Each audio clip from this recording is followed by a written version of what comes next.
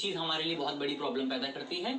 और भारत पहले से ही आयात पर बहुत ज्यादा डिपेंडेंट है। तो ऐसे में ईरान, अमेरिका और इजराइल के बीच में जो वॉर की शुरुआत हुई है, उस वॉर की वजह से जो आपका जो स्ट्रेट ऑफ हॉर्मुज में प्रॉब्लम आई है, स्ट्रेट ऑफ हॉर्मुज ब्लॉक कर दिया गया है, उसकी वजह से भारत के लिए बहुत बड़ी समस्या पैदा हो गई है। उसकी वजह से भारत में जो आपका एलपीजी क्राइसिस है वो देखने को मिल रहा है।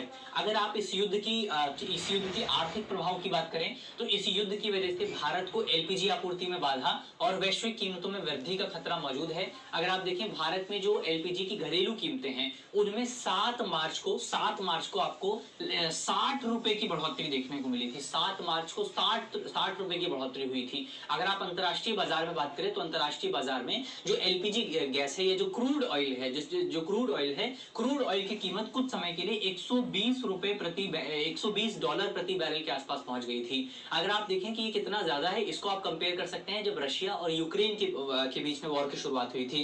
जब रशिया और यूक्रेन के बीच में वॉर की शुरुआत हुई थी तो उस समय जो क्रूड ऑयल का प्राइस था, जो ब्रेंट क्रूड ऑयल का प्राइस था, वो $100 प्रति बैरल को पहली बार क्रॉस किया था। लेकिन अब यहां पर जब से ईरान और इजराइल के बीच में वॉर की शुरुआत हुई है, तब से ब्रेंट क्रूड ऑयल के जो प्राइस है उन्होंने $120 प्रति बैरल का जो लेवल है उसको भी क्रॉस कर दिया है। तो ये दिखाता है कि इस पूरे वॉर का ज्यादा इंपैक्ट ऑयल इंडस्ट्री पर पड़ा है, ज्यादा इंपैक्ट जो आपका पेट्रोलियम इंडस्ट्री है उस पर आपको देखने को मिला है। सरकार के तत्कालिक कदम क्या रहे हैं इस पूरे क्राइसिस को लेकर के? सरकार ने क्या क्या प्रयास किए हैं? सरकार ने कुछ आदेश जारी किए हैं, कुछ प्रयास किए गए हैं। देखना होगा कि वो प्रयास कितने सफल रहेंगे। हालांकि शॉर्ट टर्म में अगर आप देखें तो वो प्रयास काफी इंपॉर्टेंट हो सकते हैं। जैसे सरकार की तरफ से सभी जो आपकी घरेलू रिफाइनरीज हैं, घरेलू रिफाइनरी कंपनियों और पेट्रोलियम कॉम्प्लेक्स जो हैं, उनको ये आदेश दिया गया है कि वो एलपीजी का उत्पादन जो है उसको बढ़ाने का काम करें। एलपीजी के उत्पादन को बढ़ाया जाए।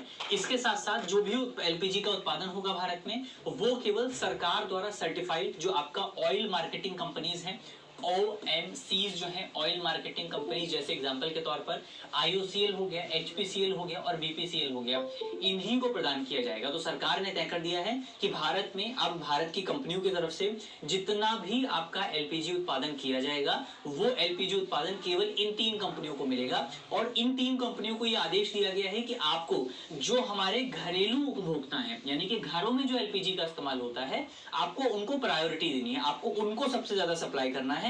उसके बाद अगर आपके पास कुछ बचता है तो आप दूसरे क्षेत्रों को सप्लाई कर सकते हैं। तो ये सरकार सुनिश्चित करने की कोशिश कर रही है कि भारत के अपने जो घर हैं वहां पर कभी भी एलपीजी आपूर्ति की कमी ना पड़ जाए। तो ये एक इंपॉर्टेंट पॉइंट आप याद रख सकते हैं। भारत की एलपीजी आयात निर्भरता की हम बात करें, वैसे तो इस पर हम पहले भी डिस्कशन कर चुके हैं।